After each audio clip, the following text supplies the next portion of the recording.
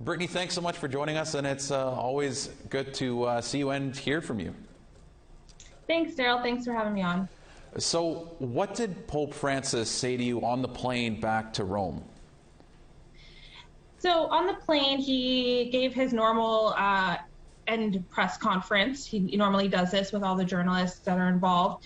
So the Canadian journalists on the plane got to ask two questions. And so the question that I had asked is, did he consider what happened to Indigenous peoples during the residential school era genocide, and did the church take part in genocide? And so he was just very straightforward with his response to say that, yes, it was genocide. He did note that he didn't use that word. He said it was a technical term and he didn't think to use it, but that it was genocide and that what he was describing was genocide. And that's what we had heard too in his apologies. The things that he was describing, like cultural assimilation, the taking of languages, things like that, that it's, these are genocidal acts. He just did not use the word genocide. And I heard from a lot of survivors that they were really looking for him to use that word. And so he was totally upfront and said that, yes, what happened was genocide. So, Brittany, what's the reaction been like since he said those words? So it slowly started to trickle in. I've seen just on social media alone, lots of people, I don't want to say happy, but impressed maybe that he used that word and that he admitted that it was genocide.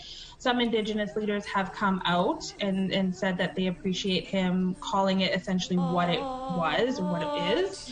A lot of people, though, were kind of upset or disappointed that he didn't use that word during his apologies. They would have liked to have heard that word on Canadian soil instead of up in the air. I think the overall reaction is favorable, and there's now been a push for the federal government to recognize that it was genocide.